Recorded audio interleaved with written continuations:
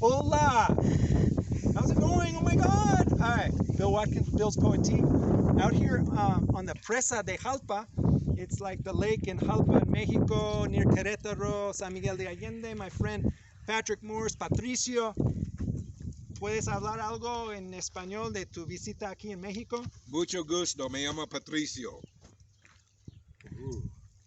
Muy. Es verdad. ¿Qué voz tiene? Es una voz. He's got a voice for radio, for TV. Mi palabra es muy fuerte. Patrick, what do you think in English of where you are? How's your trip going? I think it's beautiful. I had a dream to come down and try to start a second life in Mexico, and so far so good. I can't complain. It's a small world to run into friends from many years back, but it's a kind of a fun miracle. Very good, very good. And how about the COVID world, and what's your take on things? Is this ever going to end? What do you think about the rules put down? How are you feeling about the COVID? My biggest fear is that this signals a demise of critical thinking. I always will play by rules if they seem to uphold logic and continue and contain logic. However, that seems to be rather absent in this recent experience. You're saying that we're going by emotion, fear a lot, or what do you mean? We're not going by logic. Well, we're going by information presented in real time by institutions that have failed to historically have failed to really provide valid information.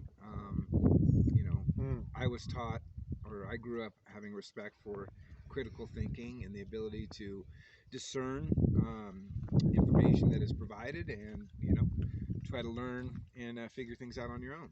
You mean the medical field that started with bloodletting as a fact?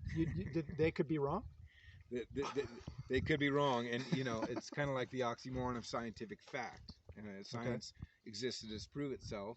It's constantly evolving, so to rely on scientific facts, especially when those facts are provided by people that aren't scientists or doctors, that could be problematic. So you have the scientists, and then it goes down to the politician or someone making laws, and it starts to... Or the word readers.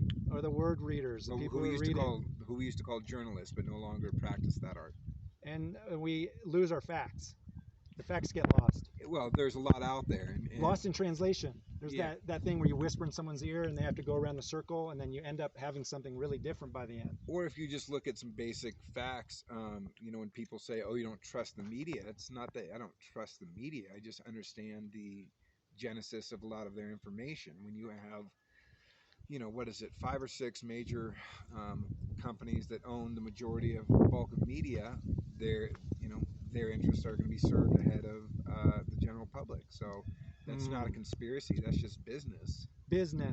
So knowing that and having that appropriate filter, I think, helps to discern information that a lot of it can be valid, but I think the onus is on the individual to suss that out, not just believe everything they're shown. I have to work. I have to maybe do some research and study a little bit if I want to have facts that work for me or that work for my life. There's also common sense. Like you had asked about my opinion on masks. You don't think these are good? What do you think of these? I got a cotton mask here I've been using for 8 months, and I haven't washed it. What could go wrong? Yeah, I think they're good for underwear. It looks like a G-string, but I don't know if we need that on our face. I think what was the official narrative, that you needed to wear a surgical mask initially if you were in a closed room with an infected person. The validity of protection that is coming under scrutiny. The official rules from the CDC said that you have to clean your hands, apply a mask, okay? And if there, and that's it, and you don't touch that mask, because you will contaminate that mask if it is touched. Now, if you can, I dare anyone to show me a single person in the world that can successfully do that and not touch their mask. All of the people that are telling you to wear a mask on TV are constantly adjusting it, and that is a violation according to the rules. You have to stop, remove that mask, wash your hands, and reapply another mask if you want it to be medically viable to quote unquote protect you against the virus.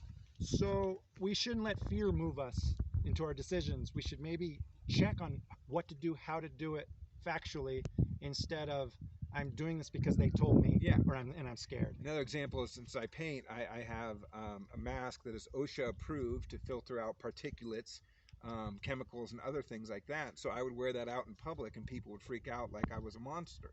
You know, while they're wearing paper towels with rubber bands attached to their face, thinking that's going to provide any level of security. Furthermore, apparently, if you're wearing a mask, it needs to be sealed at the nose edges and the air edges, not with your nose popping out, not with just your flaps, you know, your gills flapping. I mean, that there's a lot of airflow in there. Again, it's just the ridiculousness of the narrative. If one is to follow mask protocol, great, but show me a single person that's done that.